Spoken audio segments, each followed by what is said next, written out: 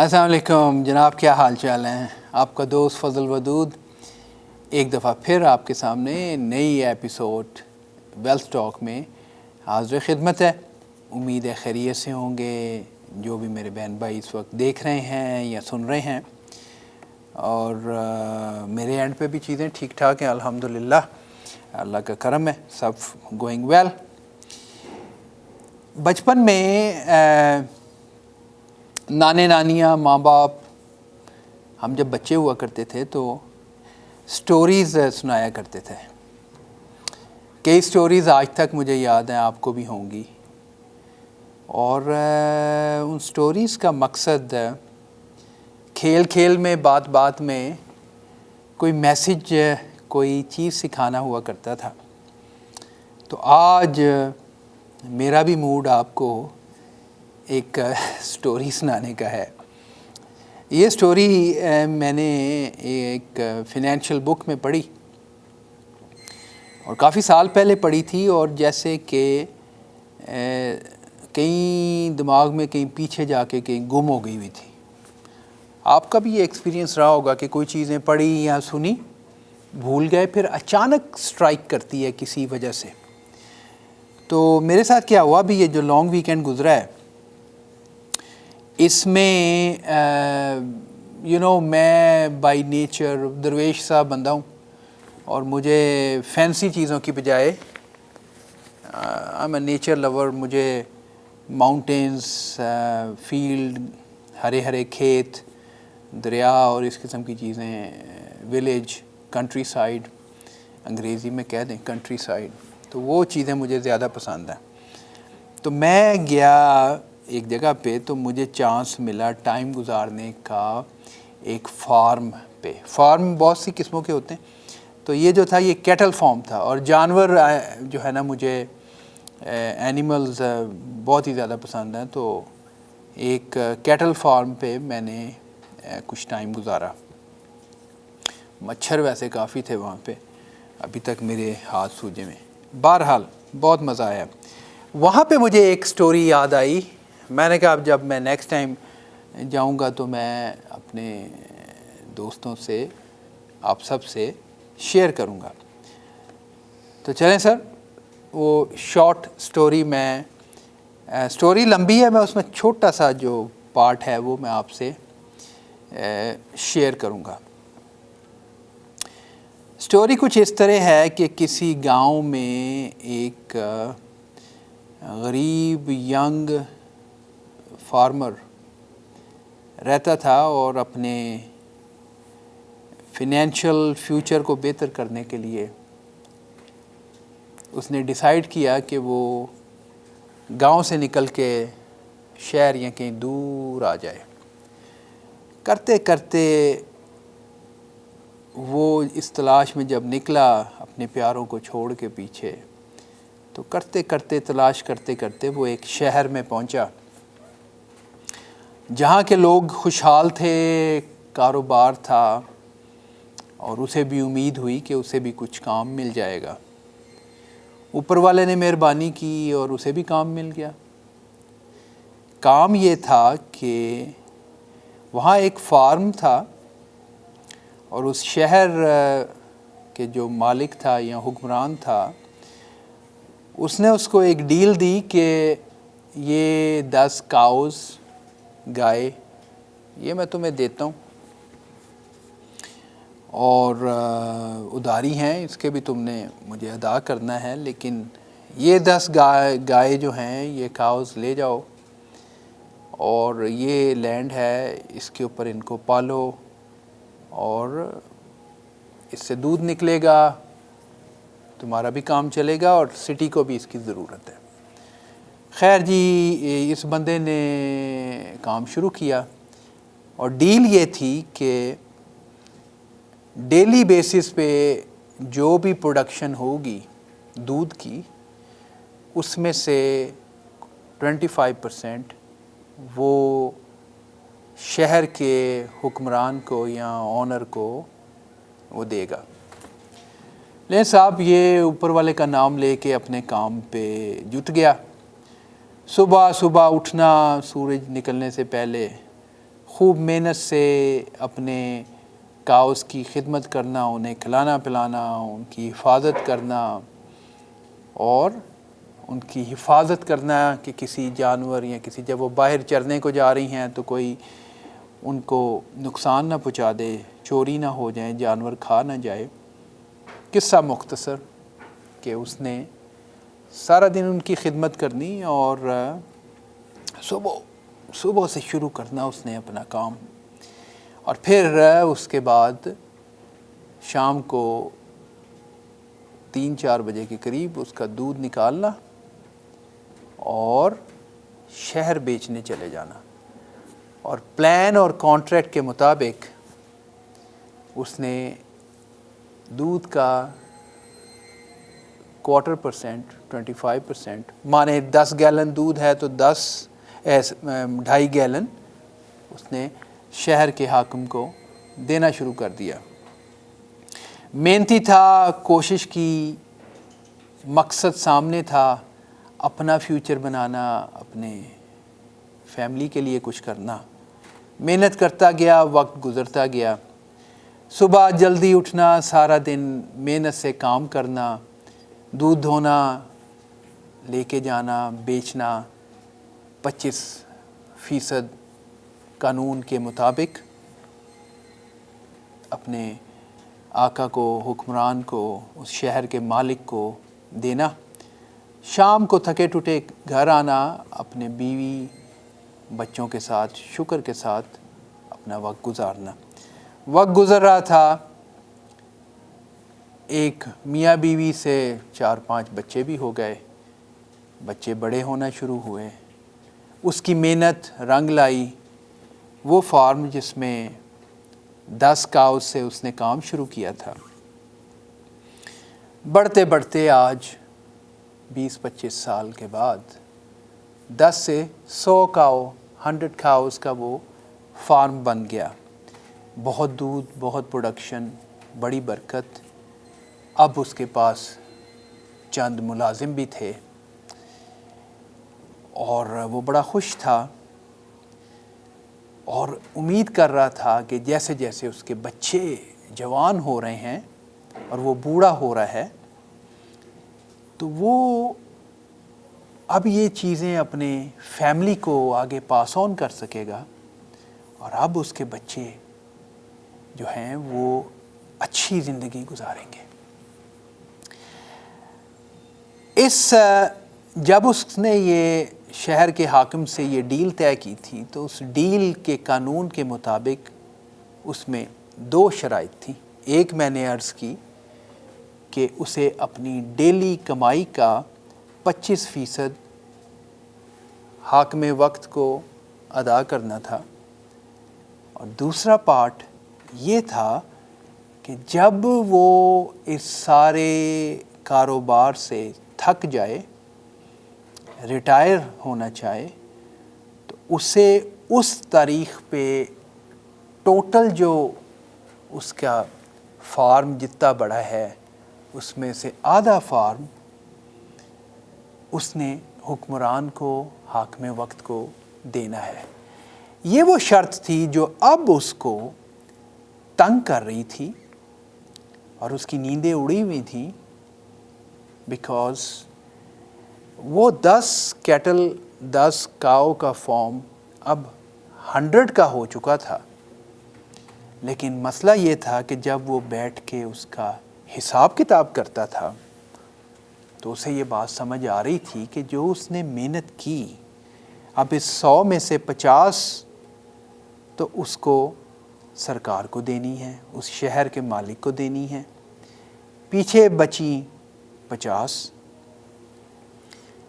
4 बच्चे और 1 बीवी, तो बात तो फिर वही हो गई कि हर एक के हिस्से आई 10-10।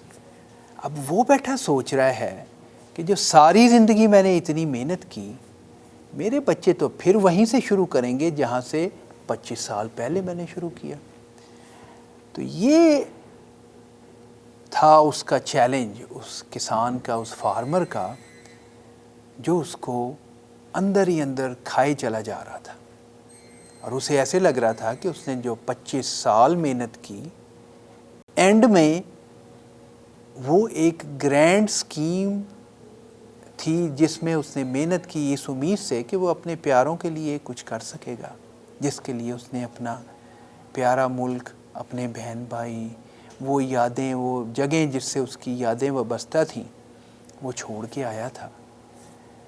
तो वो इस चैलेंज, इस क्वेश्चन के लिए परेशान था। मैं कहानी को यहाँ पे स्टॉप करता हूँ। कहानी तवील है और मेरे पास वक्त कम है।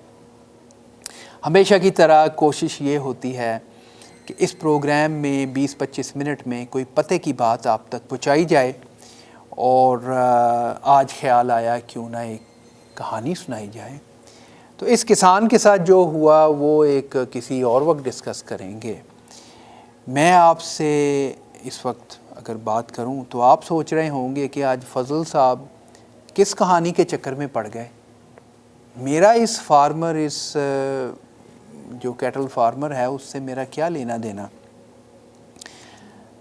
मैं तो, हो सकता है आप ट्रक ड्राइवर हों, आप डॉक्टर हों, आपका क्लिनिक हो, आप रिटेल स्टोर हो, आपका एक से ज़्यादा स्टोर हो, या ये भी हो सकता है कि आप रियल स्टेट में इन्वेस्ट करके, हो सकता है कि जॉब तो कोई आपकी और हो, लेकिन आपने 1 से 2, 2 से 3 घर बना रखे हों। और उस फार्मर की तरह आपका भी ये ख्याल हो कि ये मैं अपनी नेक्स्ट जनरेशन के लिए, अपनी रिटायरमेंट के लिए प्लान कर रहा हूँ। तो गौर करें, कहानी थी किसान की, लेकिन अगर हम गौर करें तो हम अपने अपने फील्ड में किसान ही हैं और अपने अपने फील्ड में काम कर रहे हैं। अगर आप मान लीजिए कि ट्रक ड्राइवर हैं, तो शायद कुछ साल पहले आपने सिर्फ लाइसेंस लिया था, पकड़ दगड़ करके आपने शायद पहला ट्रक लिया हो, मेहनत की उस फार्मर की तरह, ऊपर वाले ने हाथ पकड़ा, और हो सकता है आज आपके पास 2 या 4 ट्रक या एक पूरा फ्लीट हो जिसमें आपके पास मज़ीद ड्राइवर काम कर रहे हों, या आप एक डॉक्टर हैं और कितने साल से प्रैक्टिस कर रहे हैं और एक लिमिटेड अमाउंट अपनी कॉरपोरेशन से निकाल रहे हैं, और उम्मीद ये है कि बाकी जो कुछ है वो आपकी रिटायरमेंट का है और आपकी फैमिली के लिए है। तो ये भी वो उस फार्मर वाली ही सिचुएशन है। तो यहाँ पे एक लेते हैं छोटा सा ब्रेक, इसके बाद मैं वापस आता हूँ और मैं फिर बताता हूँ कि उस किसान के साथ तो जो भी मामला है, आपके साथ क्या सिलसिला है और उसका इलाज क्या है। मैं हूँ आपका दोस्त फजल वदूद। मेरा नंबर 9056075000, और आप वॉच कर रहे हैं wealth talk. Stay with me, I will be right back after the short break. Thank you.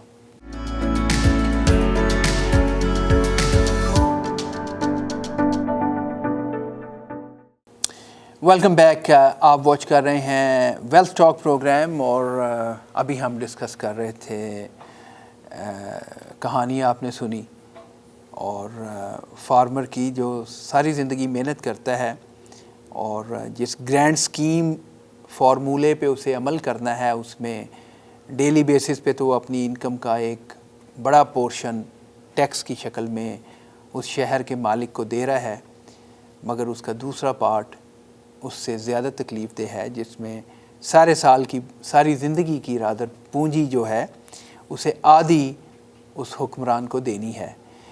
मैं हूं आपका दोस्त फजल वदूद। 9056075000।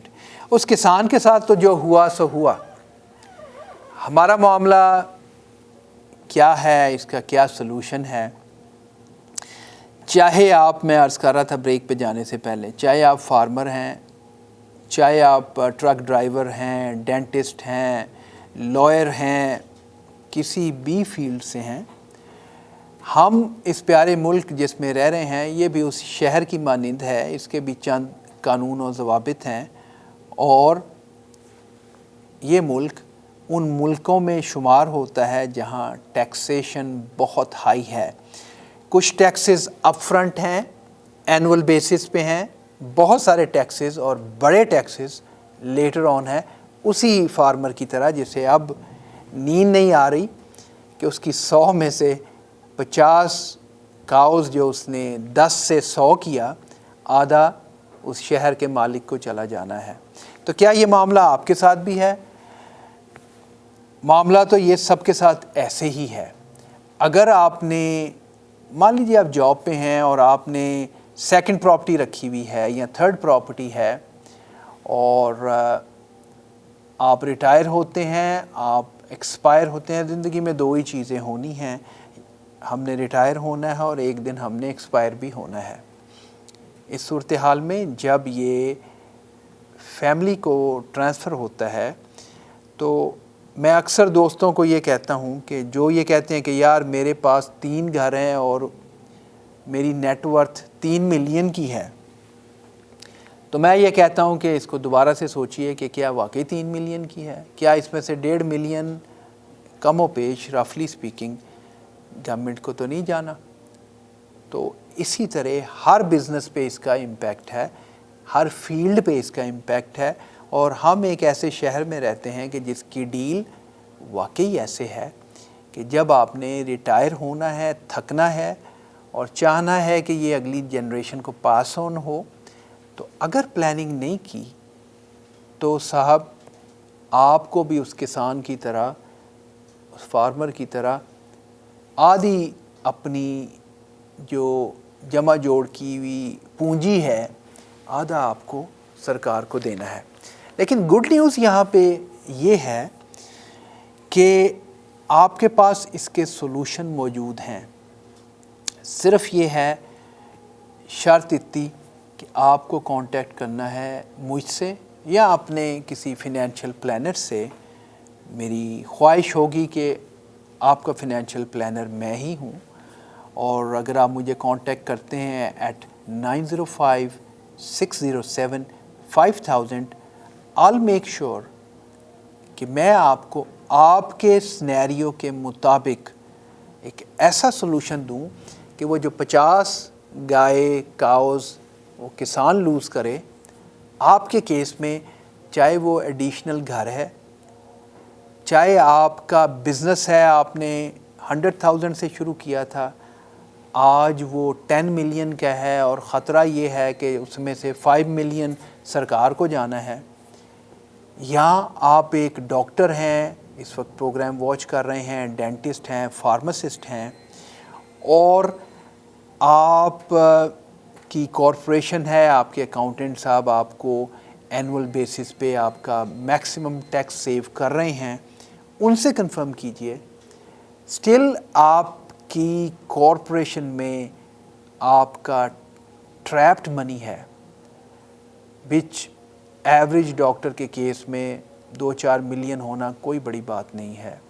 उसमें से ये टफ़ क्वेश्चन आपने उसी किसान की तरह अपने आप को पूछना है कि क्या मैं अपनी 100 काउ में से 50 काउज़ गवर्नमेंट को देने के लिए तैयार हूँ? क्या मैंने जो बिज़नेस 100,000 से 10 मिलियन पे पहुँचाया है, 5 मिलियन सरकार को देने को तैयार हूँ? These are, I'm rounding off the numbers just to give the concept by the way.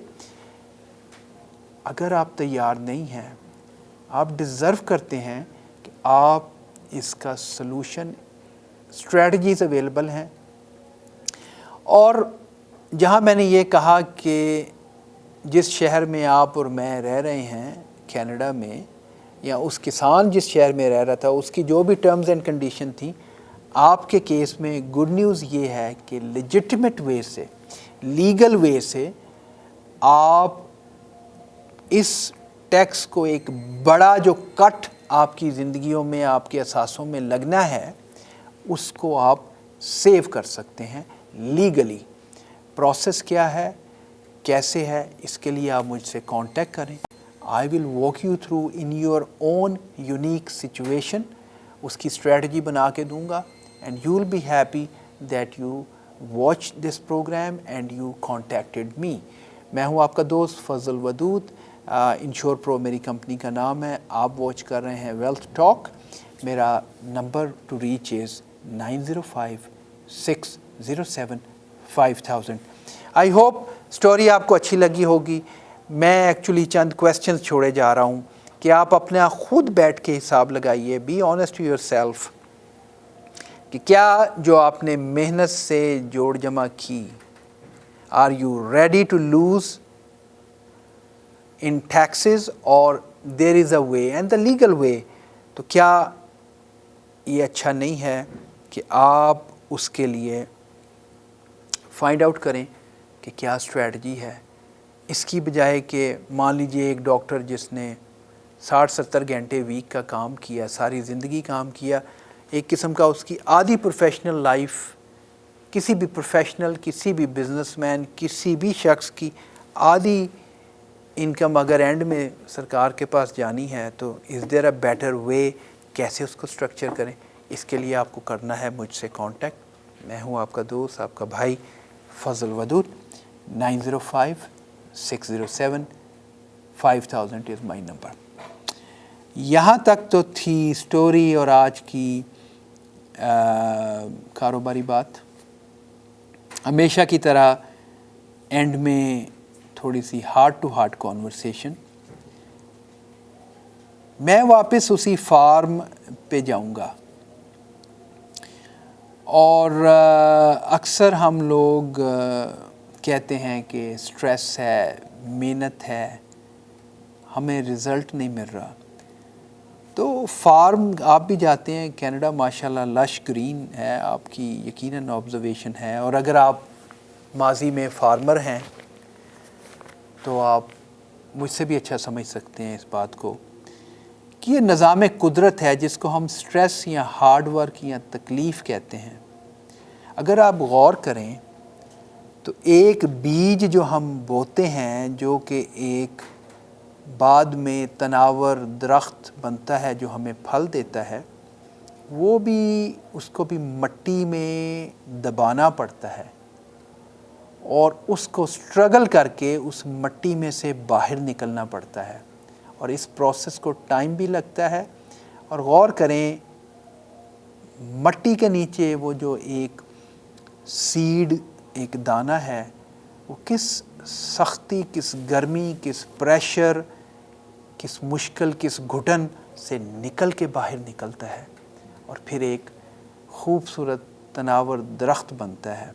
और ये भी निज़ाम कुदरत है कि जब एक किसान बहुत सारे बी बोता है तो वो सर्दी, गर्मी, बारिश, इन सब को बर्दाश्त करके जब ग्रो करते हैं तो एक मीठा, जायकेदार, खुशबूदार अनाज, एक फल आपके लिए तैयार होता है। हमारी ज़िंदगियां भी ऐसे ही हैं। Day to day stresses, pressure, hard work, बिल्कुल हम भी उस बीज की तरह हैं। इस हार्ड वर्क में हमारा कैरेक्टर बिल्ट होता है। हम एक खूबसूरत तनावर दरख्त बनते हैं जो अपने लिए, अपने प्यारों के लिए, अपनी सोसाइटी के लिए फिर फल प्रोड्यूस करता है। ऊपर वाले से पुरुमीद रहिए, इस स्ट्रेस को स्ट्रेस ना समझिए। मैं आगे बैठा किसी से बात कर रहा था, स्ट्रेस कहने की बजाय इसे चैलेंज कहिए और इसको प्रोसेस समझिए। आने वाले वक्तों में एक खूबसूरत तनावर फलदार दरख्त बनने का प्रोसेस, ऊपर वाले से पुरुमीद रखिए। अपना, अपने प्यारों का ख्याल रखिए। हमें दुआओं में याद रखिए। किसी भी फिनेंशियल प्लानिंग रिलेटेड मैटर में, इन्वेस्टमेंट्स के लिए, इंश्योरेंसेस के लिए कांटेक्ट कीजिए। मेरा नंबर है 9056075000। Allah Hafiz. See you next time with the next topic in the next episode of our Wealth Talk.